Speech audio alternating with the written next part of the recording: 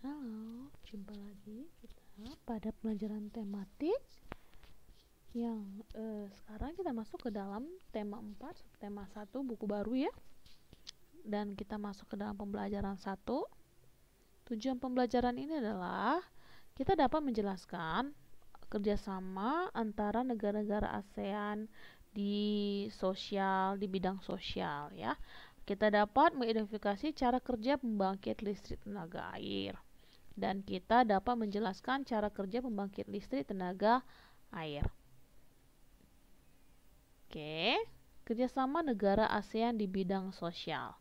Globalisasi adalah proses masuknya ruang lingkup dunia. Penyebab adanya globalisasi adalah gini, kalau global itu adalah sudah mendunia nih, seperti sekarang nih.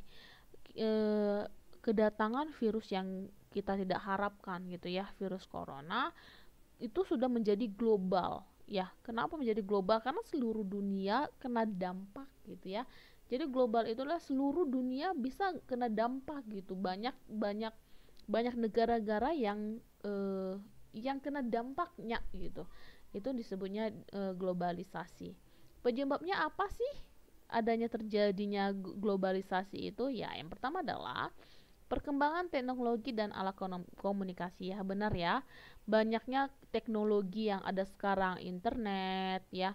Dalamnya ada bisa YouTube atau Google gitu. Itu perkembangan teknologi ya dan alat komunikasi. Itu penyebabnya kita dapat berhubungan ke luar negeri nih. Ya, kalau dulu kan susah nih. Kalau sekarang sudah gampang ke orang yang keluar negeri, orang Amerika Serikat kita bisa lihat, bisa kenalan juga ya dalam sosmed. Oke, yang kedua adalah kemajuan alat transportasi, benar ya. Dulu orang kalau misalnya pakai transportasi pergi ke suatu daerah itu pakai kuda. Oke, iya kan, pakai kuda, pakai perahu. Nah, kalau sekarang udah ada kapal laut, udah ada. Yang lebih cepat adalah pesawat sudah ada gitu.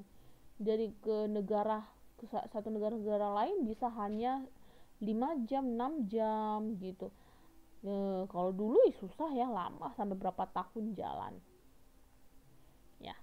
Tujuannya, kenapa sih ASEAN menjalin kerjasama ya? Apa sih tujuannya ASEAN ini ada gitu ya?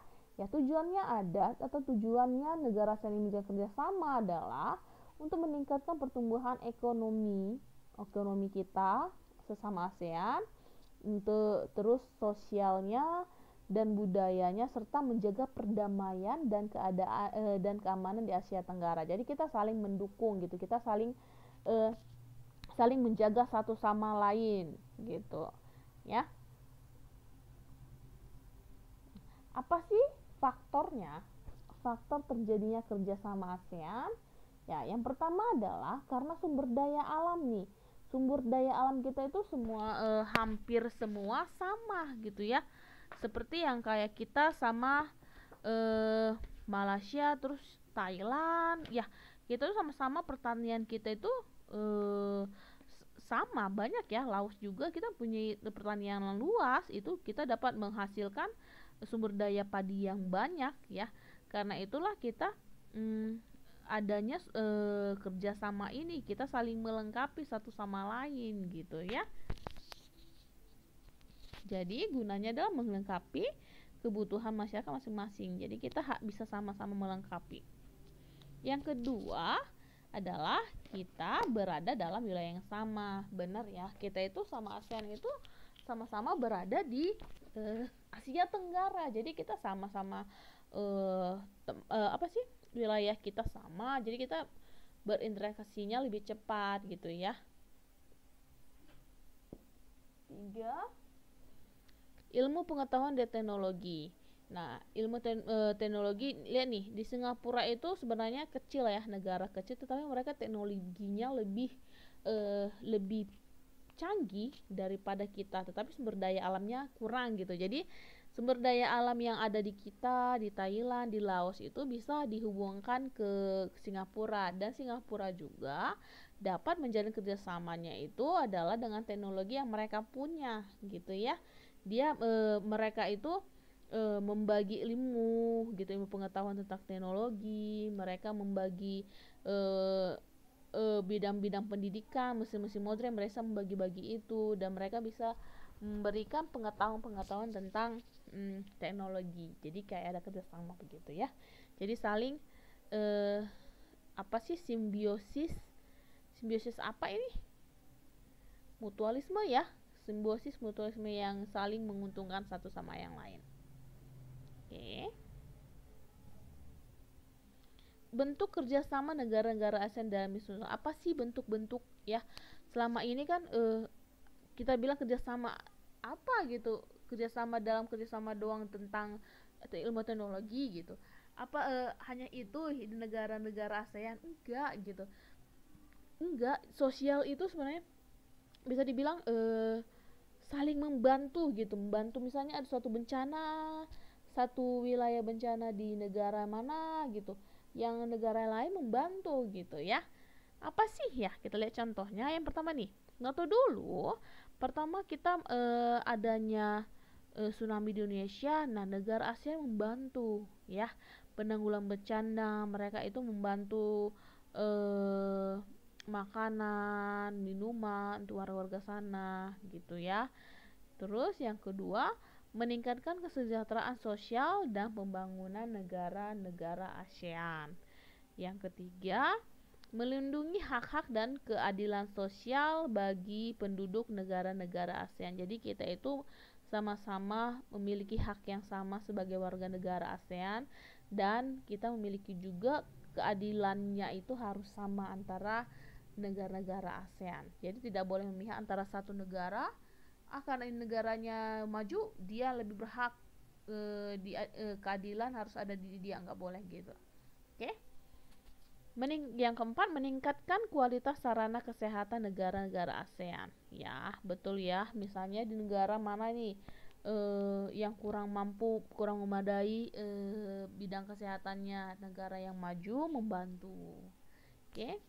Kelima, meningkatkan perlindungan sosial kepada seluruh negara-negara Indonesia. Perlindungan ya sama. Itulah gunanya yang tadi tentang keamanan. Ya, di sini adanya. Oke. Kita lanjut. Nah, sekarang kita masuk ke dalam muatan IPA. Proses menghasilkan energi listrik. Kamu bisa buka bukumu di halaman 6. Ya. Energi listrik merupakan energi yang timbul karena adanya arus listrik yang mengalir melalui hantaran. Ya. Sumber utama energi listrik adalah pembangkit listrik. Contoh pembangkit listrik adalah pembangkit listrik tenaga air, banyak ya, PLTA, PLTU gitu ya. PL apa lagi?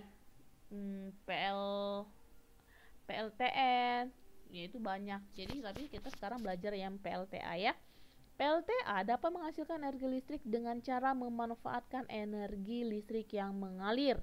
Aliran air dapat berupa dari aliran air terjun, aliran air sungai yang deras, atau air yang dialiri melalui pipa-pipa khusus yang bertujuan untuk menggerakkan turbin. Gerakan turbin tersebut nantinya yang akan diubah menjadi energi listrik dalam generator. Jadi gini, kamu pernah ngelihat bendungan nggak? Ya, banyak bendungan kayak kita itu di sini itu bendungan Saguling, ya. Itu ada PLTA dari situ. Jadi airnya itu secara deras meluncur gitu ke bawah, dan itu yang akan kayak kincir angin dia. Jadi dia itu yang akan menggerakkan si turbinnya. Digerakkan si turbinnya agar generatornya bunyi gitu. Ya. Jadi airnya ini yang menjadi peran utamanya. Oke. Skema kerja dari pembangkit listrik. Lihat di sini. Ini ada gambarnya, skemanya dari sini dulu, air masuk ke sini nih, ke angka 2 nih. Ini ada 3 kan, masuk ke sini, terus ke 4, ini ada 5 di sini, ke 6, 7, 8, masuk ke sini, naik ke atas, baru dia masuklah ke dalam ini tiang listrik ya. Kita lihat sini. Nih, ini ada tata caranya. Ya, lihat di sini. Listrik dihasilkan di pusat pembangkit menggunakan beragam energi. Pada pembangkit listrik tenaga air, air dari waduk yang tadi ya, masuk melalui pintu yang gambar nomor 2 tadi, yang diatur oleh katup pengaman tadi yang nomor 3. Air kemudian masuk ke tangki pengaman tekanan nomor 4. Air di dalam pipa pesat di nomor 5 tadi yang ada ke atas meluncur, mengalirkan dan mengarahkan air ke turbin ke nomor 7 melalui katup pengatur tekanan. Jadi dari 6 ke sini. Jadi nomor 5 ini mengalirkan ke 7, tapi ada nomor 6-nya di situ, melalui katupnya ya, untuk mendapatkan tekanan energi yang besar. Energi potensial air kemudian menggerakkan turbin ya. Air, lihat di sini, airlah yang akan menggerakkan turbin. Energi gerak tersebut kemudian diubah menjadi energi listrik oleh generator. Jadi dari air diubah dari gerak tadi diubah ke listrik, tapi ada alatnya. Alatnya siapa? Si generator ya. Energi listrik dari generator. Generator apa sih, Miss? Ya, generator pernah lihat genset? Ya, itu generator ya. Kemudian diatur kapasitas tegangannya dan dialirkan oleh transformer. Energi listrik kemudian dibagikan ke konsumen oleh saluran transmisi. Ya, itu tadi yang ada tiang listriknya. Komponen utama pada semua pembangkit listrik adalah turbin. Ini komponen utamanya. Dan generator ya. Ini tadi seperti yang di awal tadi. Turbin tersebut harus bergerak untuk menghasilkan energi gerak yang kemudian diubah menjadi energi listrik oleh generator. Energi penggerak turbin selain dari air juga didapat dari angin. Benar ya, dari angin iya, panas bumi iya, dan energi lainnya. Ya. Tadi kalau yang A itu angin, pernah lihat kincir angin yang ada di Belanda ya, kincir angin. Nah, itu PLTA gitu. Dengan PLTU ya, ada lagi PLTN yang bisa bilang dari nuklir ada, terus dari cahaya matahari ada ya. Sekarang kamu lihat, adakah sumber energi daerah yang bisa digunakan sebagai pembangkit energi listrik? Ya, coba diperhatikan ya, ada enggak ya? Oke. Sekarang nah, di sini tadi komponen utamanya ya. Perhatikan baik-baik komponen utamanya ini. Pada pusat pembangkit dari waduk-waduk besar, energi listrik yang dihasilkan juga sangat besar dan mampu memenuhi kebutuhan listrik warga di banyak wilayah. Di daerah pedesaan yang belum terjangkau aliran listrik dari pemerintah, warga terkadang membuat pembangkit listrik secara mandiri dengan memanfaatkan aliran air dari sungai atau air terjun yang ada di daerahnya. Pembangkit tersebut tentunya menghasilkan energi listrik yang hanya cukup untuk memenuhi kebutuhan listrik warga sekitar saja.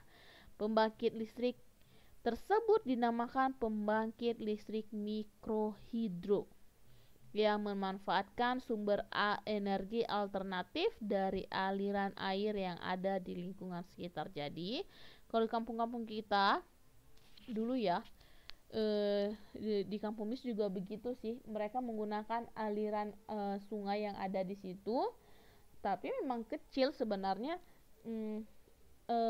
Apa sih, daya listriknya itu kecil karena memang alirannya kan kecil ya, dan nggak pakai generator ya, jadi kecil hanya untuk warga-warga situ saja gitu. Itu yang disebut namanya mikrohidro. Kecil, mikro itu kecil, kalau makro gede ya.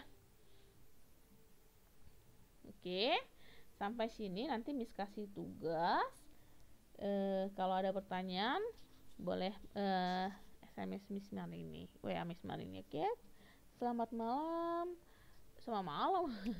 Selamat pagi. Tuhan Yesus memberkati.